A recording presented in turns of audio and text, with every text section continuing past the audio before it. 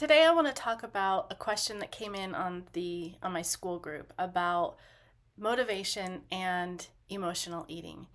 And I think it's really an important topic to talk about, especially this time of year. We're heading into the holidays, and it's when a lot of women get thwarted and thrown off track from their goals, their health goals, their diet plans, their workout plans, all of the things.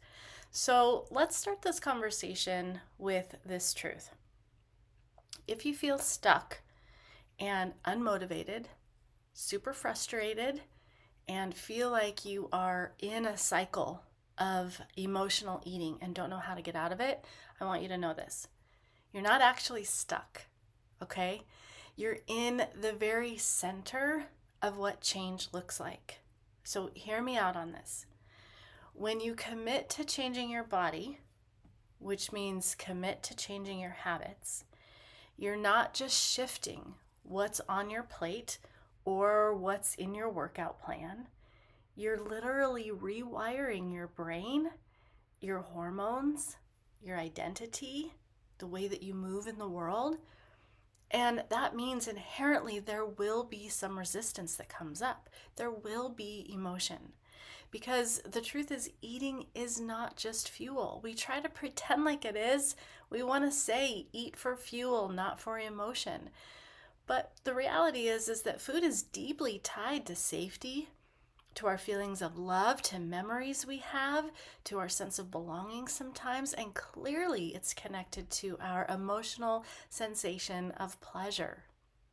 It's why food can feel like both a friend and an enemy at the same exact time. The goal here is not to strip emotion out of eating. And if I could debunk the negative connotations in the diet world around emotional eating, I would do it in a heartbeat. Because if you strip emotion out of eating, you're robbing yourself of joy and the connection that it gives you to maybe your family legacy or the most important people in your lives, or memories that have just been really important to you over your lifetime. The goal here is to not strip emotion away from eating, but it's to lead your emotional experience, not be led by it. Because here's the thing, when we let emotions drive our decisions, even when we know it's counter to our goals, that's when harm happens. That's when we give away our power, right? We stop leading ourselves. And the truth is that the body starts following whoever yells the loudest.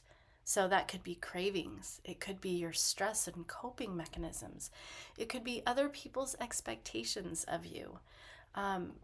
But the truth here that I want you to really tap into in this class is that understanding that your body's always looking for leadership.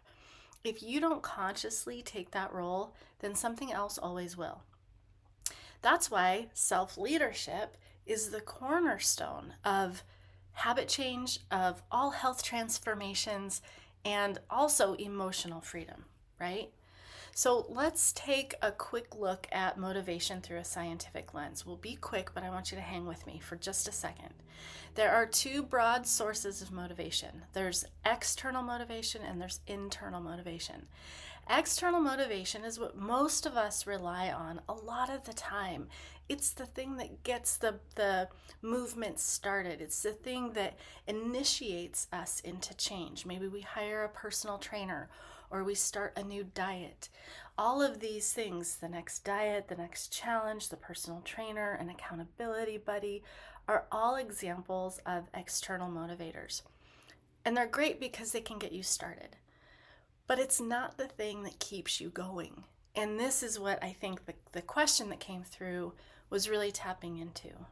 How can I keep my motivation during the holiday? And how can I keep myself from emotionally eating? External motivators are never going to be the thing that does that for you because it relies on external conditions. Especially during the holidays, external conditions mean pies, cakes, cocktail parties, family visiting, going to bed later, maybe potentially traveling and going out of town. So when those external conditions that keep you accountable start to fade, so does your motivation. It's not your fault. It just makes sense, right? On the other hand, internal motivation is the thing that lives inside of you. It's the voice that says, I want to feel alive in my skin again. I want to see what I'm capable of. I want to trust myself again. That kind of motivation doesn't come from a meal plan prescription or a pep talk. It's fueled by three things. It's fueled by autonomy, a sense of autonomy. It's fueled by competence or understanding, knowing how to do it. And it's also fueled by connection. These three things are the three pillars of what psychologists call the self-determination theory. It's one of the most studied models of human motivation. So autonomy means that you feel like you're in charge of your choices, when your actions come from your own value system, from your own vision, not from a list of rules that say, I can have that or I can't do this. Instead, your motivation, or in this case, when you have autonomy and you feel like you're in charge and you have choice, you have that sense of autonomy to choose whatever you want, your motivation becomes more sustainable. It becomes actually infinite. Stay with me, I'll explain more. Competence, the second pillar, is the belief that you can make progress and that your efforts matter. Your efforts are going to impact where you're trying to go or what your goals are. Each small win strengthens that sense of competence and builds trust in yourself, and it builds trust in your body. Connection is about the sense of belonging. We all want that. But really, in this case, a belonging to yourself, a belonging to your purpose, a belonging to your community, to your family. You're not doing this against yourself, you're doing it for yourself. So when those three elements are aligned, motivation becomes intrinsic, meaning it comes from within. External motivation runs on willpower. And we hear about this in the diet world all the time. If you have enough willpower to get through it, then you'll succeed. If you don't, then you'll fail. But willpower is like a battery. It drains with every single no thank you, I can't have that, or every temptation that is resisted, every stressful day that you have. But internal motivation runs on meaning. And meaning is what's infinite, right? I talk to my clients about their vision. We're going to get into this a little bit, but I have my clients create a vision of the woman that they are becoming. That woman already exists within them, but they're practicing becoming this woman. That's the kind of vision and value and sense of identity that keeps that motivating well full, because it comes from the inside. Now, let's take a moment to connect to why emotional eating happens. I just want to say, and I'm going to say this straight up, it's not a lack of discipline. It's biology and it's psychology at play. So when you've used food to soothe, to celebrate, to distract yourself, to reward yourself for years and years, right? And let me just say, most of us are taught to use food that way. I know I was. I grew up in a family that used food as the reason for anything. If you were happy, you ate. If you were sad, you ate. If you were nervous, you ate. So most of us have learned to do this since we were a little child, right? And when you've done that for years, your brain builds really strong neural associations between emotion and eating. It's like a well-worn path through the woods, right? And it becomes the easiest route to take, even if it doesn't lead you to where you want to go. Changing that isn't just about stopping the behavior. I think we've all probably tried that and it doesn't work. It's actually about creating new pathways. And that's where that sense of identity comes in. So, James Clear is the writer of Atomic Habits, and in his book, he talks about identity based habits. The idea that true behavior change doesn't come from what you do, but from who you believe yourself to be. When you shift from, I'm trying to eat healthy, to, I am a woman who honors her body. I am a woman who chooses to eat vegetables every meal, whatever the case is, then your brain starts filtering decisions through that identity. And every time you make a choice aligned with that belief system, you reinforce it, neuron by neuron by neuron. That's how new habits and new habits are created and new pathways are created in the brain. I have a personal experience with this exact thing because when I was in high school, I went to a naturopath that told me that I didn't have the enzymes in order to fully digest animal protein, particularly in the form of meat. And for some reason, I really believed him and I really glommed onto this. And I decided it meant that I was supposed to be a vegetarian. But I'm Italian and I grew up a carnivore, literally drinking the blood juice from the steak pan when I was young. So the jump to go from being the carnivorous lover that I was to becoming a vegetarian was huge. And what I found was that I had to make an identity statement out of it. I had to become a quintessential vegetarian. I actually had to make it kind of a political statement. If you can reach back into your high school self back then, I wonder if you can relate. I had to create an identity around being a vegetarian because that was the only way that I knew that I could actually stick to it. And I was really dedicated to trying to figure out why I had so much stomach issues. So that's a personal experience of what I'm talking about right now. It's different from saying, I'm trying not to eat meat or I can't eat meat. It was, I am a vegetarian. I became a young woman who didn't eat meat. And over time, that built neuron by neuron a new pathway in my system, in my brain. And before I knew it, my comfort food wasn't steak or the juices from the steak anymore. So when you feel unmotivated or when you feel emotional, instead of asking, how do I stop this? Or instead of kind of berating yourself of like, oh my gosh, I want that thing again. Why can't I stop wanting that thing? Instead of doing all of that, take a moment and ask yourself, who am I being right now? Am I being the woman that I envision for myself? Am I being the woman that I'm becoming? I'm in the process of becoming? Or am I being the woman that I've actually outgrown?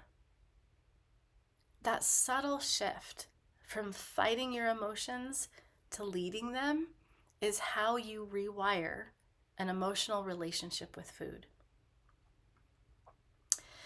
So this brings us to the concept of leadership, particularly self-leadership, because habit change is not about perfection. It can't be, or else you get trapped in that all or nothing mindset. And the moment you make a mistake, you have to start all over again. And that is demoralizing. So it's not about perfection. Habit change doesn't happen because you do everything right and perfect. It's about being a partner with yourself. It's about partnering with yourself. Your body doesn't need any more punishment. It needs a partner. Your mind doesn't need to be controlled. It just needs clarity. It needs a vision that it can really strongly relate to.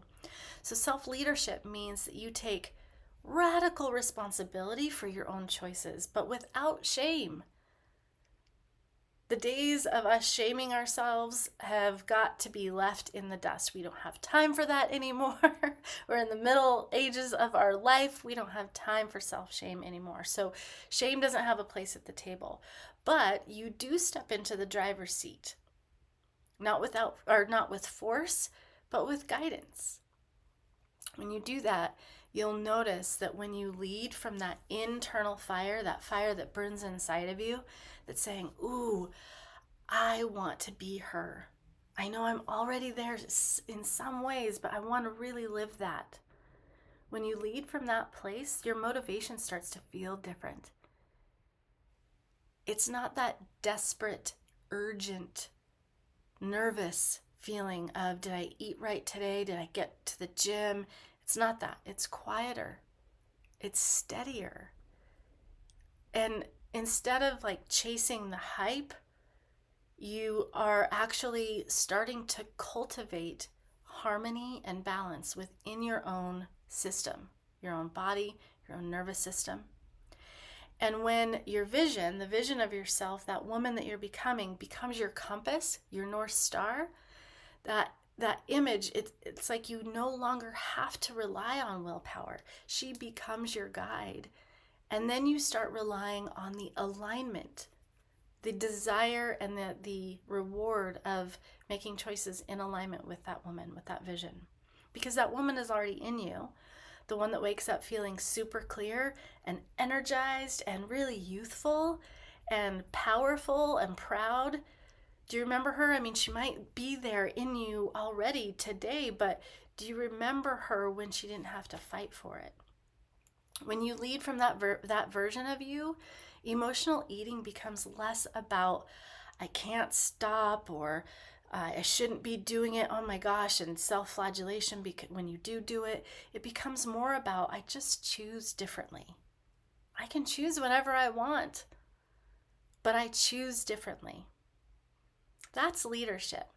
That's identity. That's freedom. And that is allowing emotion to be connected to food, but not emotion to determine your food. Not allowing emotion to determine your choices. So if you're struggling with motivation, or if you're struggling with emotional eating right now, here are 2 reflection prompts to sit with, not to fix, but to just understand and think about for yourself. Number 1, what do I actually want? Because when I talk to women on the phone, and I talk to so many women every single day, and I ask them, what do you want? Most of the time, they'll say something like, I want to lose 20 pounds. And I will always argue, that's not really what you want. That's what you think you want. But that's not really what you want. You want something deeper than that. You want what losing that 20 pounds will actually give to you. So what is that? So when you ask yourself, what do I truly want? Ask yourself, am I seeking a surface goal? Like fitting into a size blank jean or hitting this particular number on the scale? Or am I actually really wanting kind of a full multi-level transformation that redefines how I feel in my body and in my life? Because let's be honest, if you wear a size 6 or a size 16 in jeans, that's not the determining factor as to whether or not you feel amazing in your body. What the determining factor is how do you feel in your body, and what is the drive that's moving you, that's moving through you? The second question is, what fuels my fire? What emotion, what experience, what practice, or what vision calls me back and anchors me back into that vision of that woman that I'm becoming? Maybe it's health. Maybe it's a pre-diabetes diagnosis that really scares you. And you can foresee a future of a full-on diabetes diagnosis. Maybe that is an emotional fuel for your fire, and that counts. That's important. Maybe it's confidence. Maybe you don't feel like you want to be in photos over the Christmas season or the holiday season because you don't feel confident in your body and you don't like how you look in photos. That fuels your fire. Maybe you want this sense of peace or freedom, this connection, or freedom of the connection that you have to, or the reliability that you have to these foods that you feel so emotionally tied to. Or maybe it's your sense of power. And I know that I'm speaking from experience here, but I want to feel like I'm powerful, empowered, right? I want to feel like I'm the one in charge of my life. I'm the one in charge of my health. I don't want to feel like life is happening to me. I don't want to feel like cravings are happening to me. So whatever it is, whatever that fuels your fire, name it. Because once you name it, you can anchor yourself to it. When motivation dips, come back to that fire. When emotions rise, Remember, allow them. They're part of it. But you're the leader. They're not. The body follows the mind that leads with compassion and nurturing and clarity. You don't need to be perfect. You just need to keep showing up as the woman that you're becoming. So remember this. Emotional eating and wavering motivation are natural, are part of the process. It means that you're at the center point of change. They are not failures. They're invitations. Invitations to deepen your self-awareness, to realign with your vision, to reclaim your leadership, to stop fighting against yourself and start working in partnership with yourself. You're not a woman trying not to lose control. You're just a woman trying to learn how to lead herself. So I hope that helps. Well, before I finish up, I want to say that that's the kind of stuff that lasts. When you become that leader, that's the kind of stuff that creates sustainable change and gets rid of the yo-yo dieting trap that so many of us find ourselves in. And it's how transformation stops being something that you're chasing and becomes something that you actually embody, that you become. So if you feel like your emotions are running the show, go watch the Cravings Masterclass that's also in the group. It will help you understand on a biochemical level the roots of those emotional eating urges. And it teaches you how to reconnect with your body's wisdom instead of fighting against it. In that class, I talk about the difference between a nutrient deficiency based craving and an emotionally based craving. It's fascinating stuff. I highly recommend you go check it out. Until then, take a breath, anchor into your vision, and remember, she's already in you. She's just waiting for you to see her too.